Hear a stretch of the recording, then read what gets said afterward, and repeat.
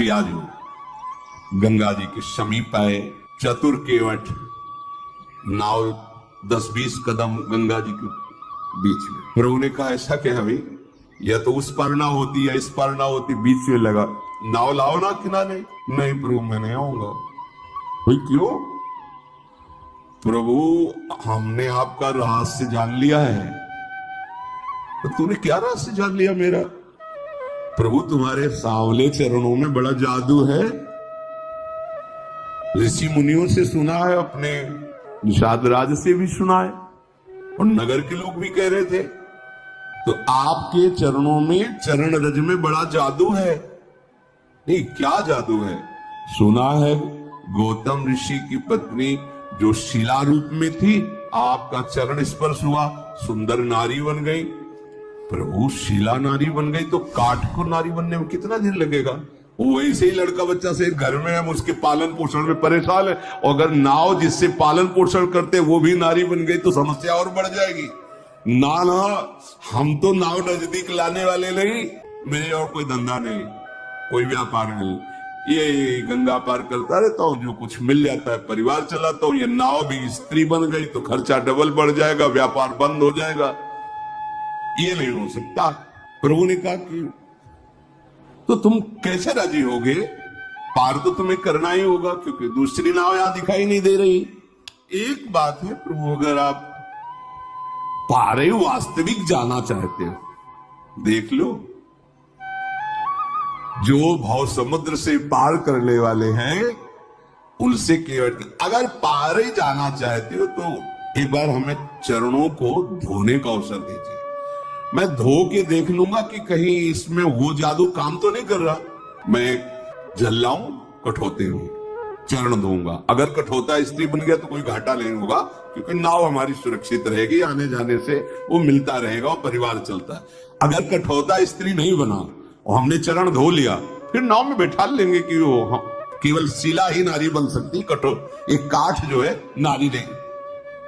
भगवान बहुत मुस्कुराए कि यार बड़ा विनोदी है केवल।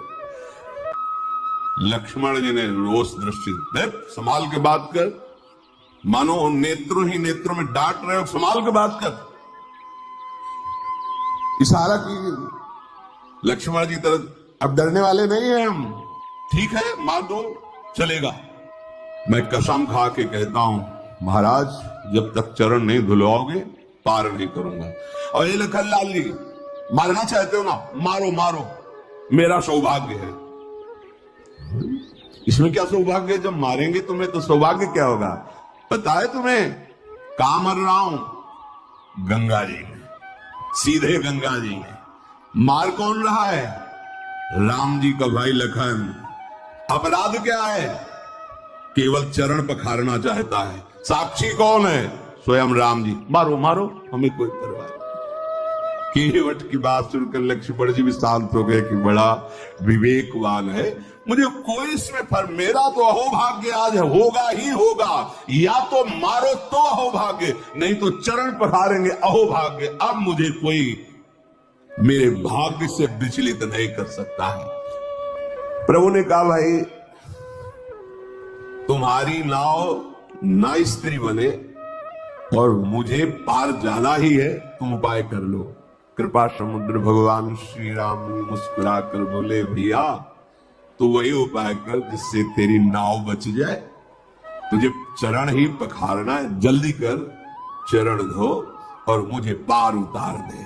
देखो प्रभु का कृपा प्रसाद प्राप्त करके तुरंत भवसागर से पार हो जाते हैं। आज प्रभु निहोरा कर रहे केवट से, मुझे पार कर।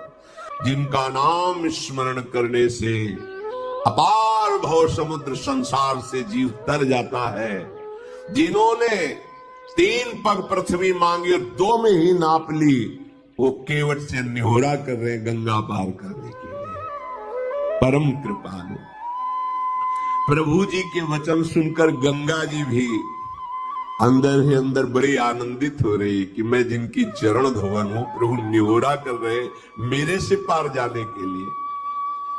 ओहो, साक्षात महा सामर्थ्यशाली होते हुए केवट से प्रार्थना कर रहे हैं। गंगा जी प्रभु के नख कांति को देखकर अपने प्रगट स्थान यहीं से प्रकट हुई, बहुत प्रफुल्लित हो रही है। आज मैं धन्य हो गई गंगा जी के। प्रभु ने कहा शीघ्र करो ना, रुको महाराज, पहले से व्यवस्था की। कठौता लाया, कठौती नहीं कि अगर बनेगा भी ना तो कठौता लड़का बनेगा, नाव खेने के काम में आए। प्रभु की आज्ञा होते ही कठौते में सुंदर जल भर कर लाया और प्रभु ने चरण पधराए। अब बहुत आराम आराम से प्रभु के कोमल चरणारविंदों को धो रहा।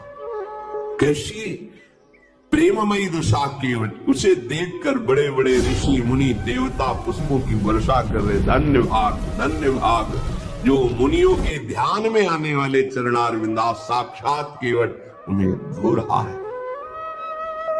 चरण कमल धोता जा रहा, हृदय आनंद से लबालब भरा है, रोमांच हो रहा है। प्रभु ने कहा शीघ्र करो, उसको तो सुध ही भूल जाती, चरण पकड़ करके फिर धोती। प्रभु ने कहा जल्दी करो, मुझे पार जाना है। अपने वस्त्र से भी प्रभु के चरण पोंछे। अहो भाग, फिर जो चरणोदक है पान किया। चरणोदक प्रभु का पान करते ही जितने उसके पितर थे सब भगवत प्राप्त हो गए। पितर लोक में जितने पितर थे सब भगवत प्राप्त हो गए। जो उसका पूरा परिवार था उसका भगवत प्राप्ति निश्चित, जैसे पास बन गया हो। आप पूरा परिवार पितर सब भगवत धाम की वासी, सब परम पद के अधिकारी। इसीलिए ये नहीं सोचना चाहिए कि हमारे परिवार का क्या होगा। यदि आप भगवत भजन करते, धर्म से चलते हैं तो पूरी जिम्मेवारी लोक परलोक की प्रभु स्वयं लगी। भगवान अपने भजन करने वाले के परिवार का भी महामंगल कर देते हैं, उसका भी पालन करते। देखो प्रभु के चरण धोए, चरणामृत पान किया तो प्रभु को गंगा पार के बार बार मुख माधुरी देखते हुए नौका चला रहा है। जब पार हुए तो लखनलाल जी, सियाजू, रामजू उतर करके गंगा जी की रेती में खड़े हुए बार बार हाथ जोड़ता है, मुखारविंद की तरफ देखता है, साष्टांग दंडवत होता, फिर खड़ा होता, फिर देखता है, फिर साष्टांग दंडवत। भगवान को ऐसा लगा कि शायद कुछ उतराई नहीं दी है, इसलिए ज्यादा दंडवत हो रही क्या।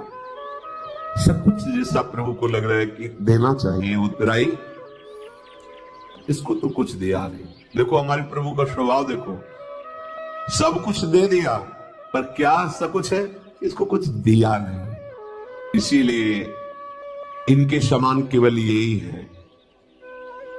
उसको परम पद, उसके परिवार को परम पद, उसके पितरों को परम पद, देवता ऋषि मुनि केवट की प्रशंसा करके पुष्प बरसा रहे, जगत बंदनी बना दिया। और प्रभु को सब कुछ क्या है, इसको तो अभी कुछ दिया नहीं है। प्रभु के हृदय की बात जानने वाली सियाजू ने अपनी अंगूठी उतारी जो मणिजटित थी, कहा प्रभु दे दीजिए। प्रभु से अंगूठी के लेके कहा ये उतराई ले लो। विकल होके चरणों में, प्रभु अब कुछ नहीं चाहिए, आपने जो दिया है। बहुत जन्म जन्म से मेहनत करता रहा, जन्म जन्म जाने किस योन में गया, क्या क्या कर्म किए, नाथ आज हमें पूरी मंजूरी मिल गई। क्या पूरी मंजूरी क्या है? आपके चरणारविंद का स्पर्श, आपके चरणों की सेवा और आपके चरणों का प्रेम। अब नाथ मुझे कुछ, अब मैं तृप्त हो गया हूं, अब कृतकृत्य हो गया हूं, अब कोई चाह नहीं रह गई है। नाथ आपको पा लिया तो आज सब कुछ पा लिया, अब कुछ पाना बाकी नहीं रहा। मेरे दोष, मेरे दुख, मेरी दरिद्रता सब नष्ट हो गई। आपके चरणों का स्पर्श करते ही मेरे हृदय में जो परमानंद, अब इससे बढ़कर कोई भेंट नहीं है। दीनदयाल आप कृपा कीजिए, अब मुझे कुछ देकर ऐसी बात अब मुझे कुछ नहीं चाहिए। प्रभु बार बार करे कि ले लो ना, नहीं ठीक है, वो सब ठीक है, आप ले लो। जब केवट ने देखा बार बार प्रभु आज्ञा कर रहे, तो हाथ जोड़ के कहा, प्रभु अभी नहीं, जब आप लौट के आओगे ना वनवास पूरा करके, फिर आप जो देंगे मैं प्रसाद समझकर स्वीकार कर लूंगा। अभी तो नहीं प्रभु, अभी तो जो दिया है प्राप्त कर दिया। हे नाथ, ध्यान दीजिए, बहुत प्रयास कर रहे हैं प्रभु लक्ष्मण जी, सिया जी, लेकिन केवट कुछ नहीं ले रहा। भगवान फिर दे रहे हैं। क्या ये मिलना बड़ा कठिन है। जाओ, तुम्हारे हृदय में प्रेम लक्षणा, अखंड भक्ति, अविरल भक्ति, ये दुर्लभ है, इससे बढ़कर कोई लाभ नहीं है।